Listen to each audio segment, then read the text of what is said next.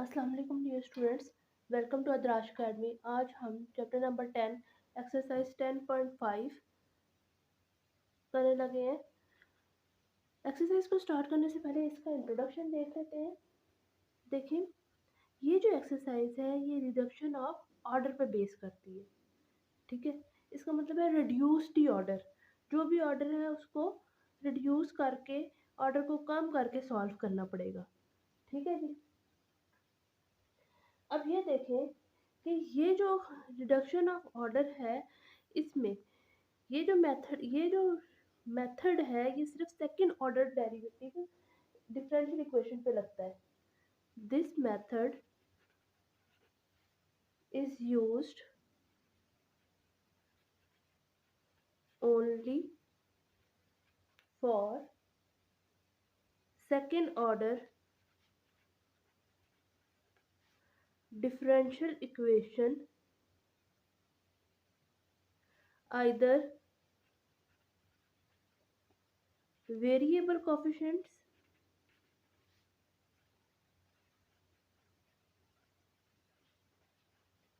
or constant coefficients।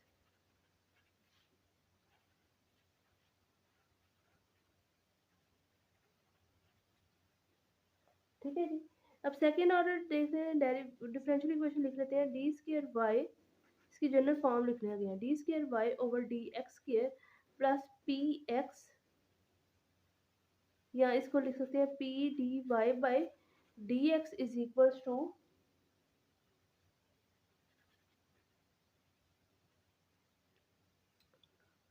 D square y over d x square plus p into d y by d x q into Y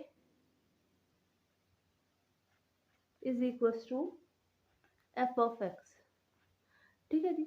अब ये वाली जो आपके पास equation है second order differential equation पे ये method लगता है रिडक्शन ऑफ ऑर्डर से। आपको बार बार ये बताया जा रहा है कि ये सेकंड ऑर्डर डिफरेंशियल इक्वेशन पे ही लगता है रिडक्शन ऑफ ऑर्डर का मेथड। ठीक है। अब साथ में लिखा हुआ है कि इसके जो कॉफिशिएंट्स हैं, मतलब यहाँ पे जो कॉफिशिएंट्स मौजूद होते हैं ये बेशक वेरिएबल हों या कांस्टेंट हों।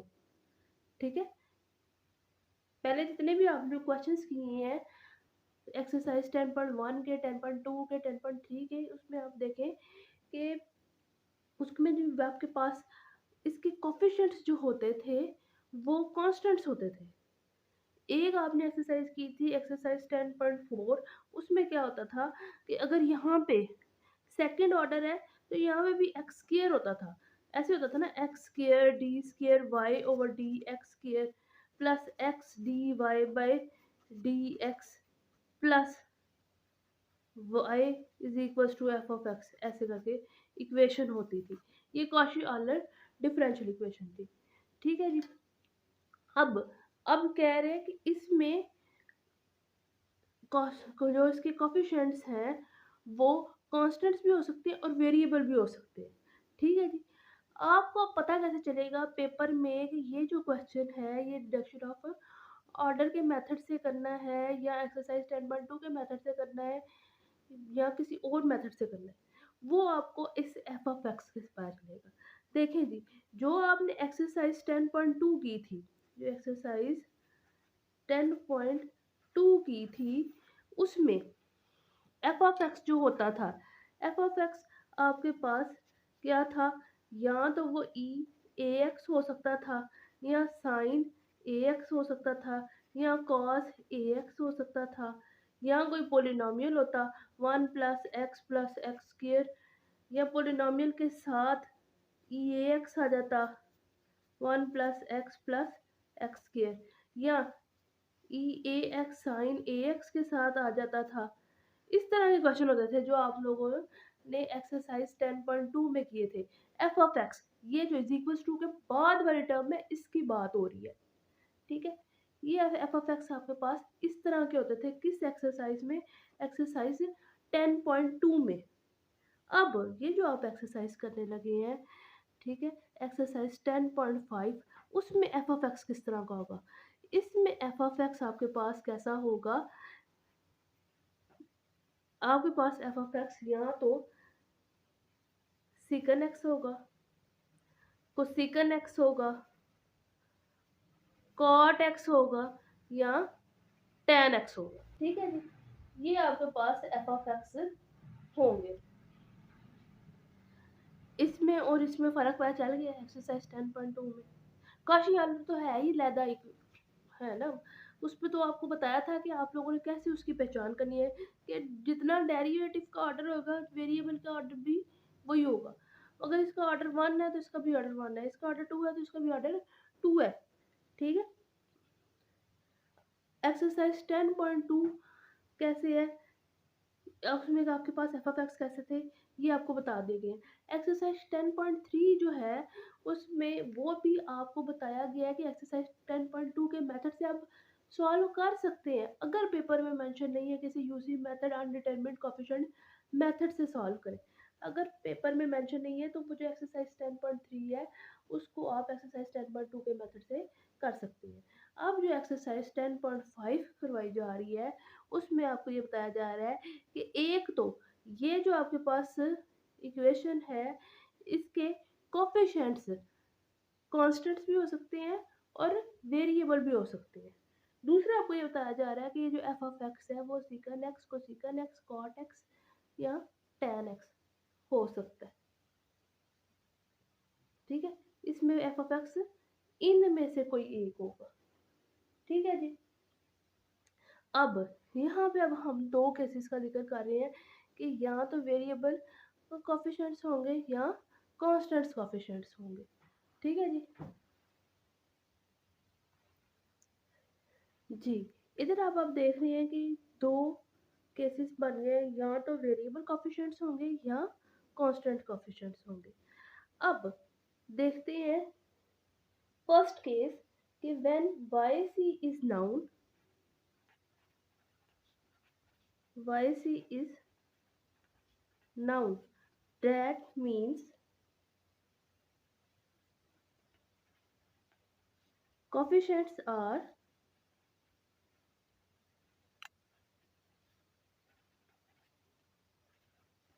constants। ठीक है जी। Then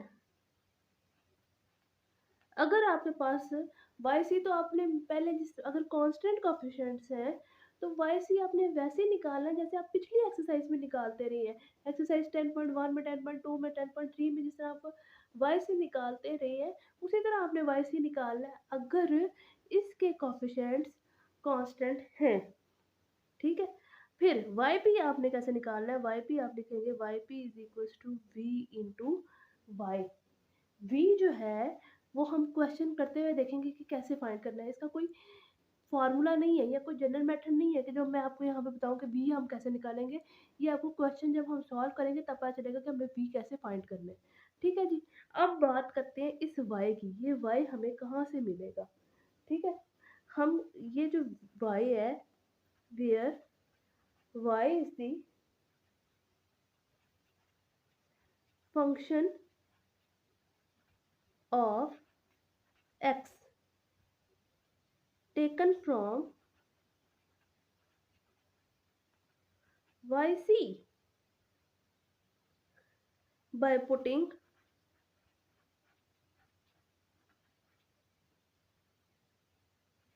any one of the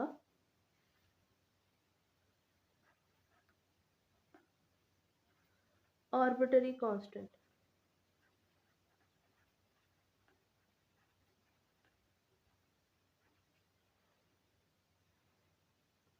to 0।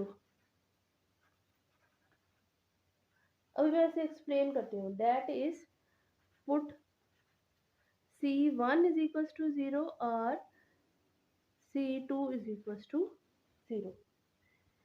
if c1 is equals to 0 then put c2 is equals to 1, we get y। if c2 is equals to 0 then put c1 is equals to 1, ठीक है जी। अब इसमें क्या है, अगर constant coefficients होंगे तो आपने मैंने सबसे पहले बताया कि वाई सी तो ऐसे निकालना जैसे आप पिछली एक्सरसाइज में निकालते रहे हैं। ठीक है जी। वाई पी कैसे निकालना है, y p is equals to v into y. V जो है ये हम क्वेश्चन करते हुए देखेंगे कि हमने वी कैसे फाइंड करना है।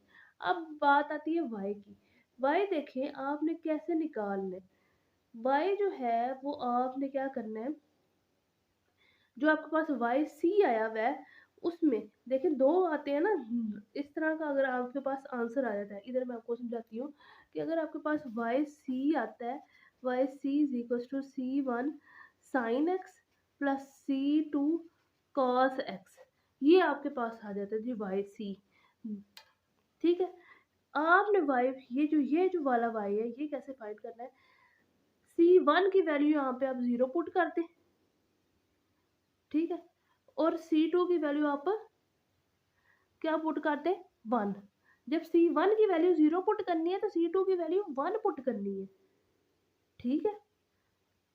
आपकी मर्जी है, इसको 0 ना पुट करें बेशक, दोनों में से किसी एक की वैल्यू 0 पुट करनी है और दूसरे की वैल्यू 1 पुट करनी है।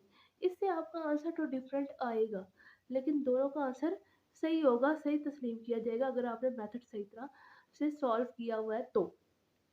देखिए जी, अगर आप C1 0 पुट करेंगे तो C2 आप 1 पुट करेंगे तो उस सूरत में आपके पास y क्या आएगा, cos ऑफ x आ जाएगा। ठीक है। अगर आप C1 1 पुट करते हैं और C2 0 पुट कर देते हैं तो उस सूरत में आपके पास y क्या आएगा, साइन ऑफ x आएगा। ठीक है जी, बात समझ आ गई है। वो आपने इधर पुट कर देना और क्वेश्चन को सॉल्व करना है। ठीक है जी, फर्स्ट केस समझ आ गया। अब फर्स्ट केस से रिलेटेड हम क्वेश्चंस कर लेते हैं, फिर मैं आपको सेकंड केस समझाऊंगी और फिर उससे रिलेटेड क्वेश्चंस कर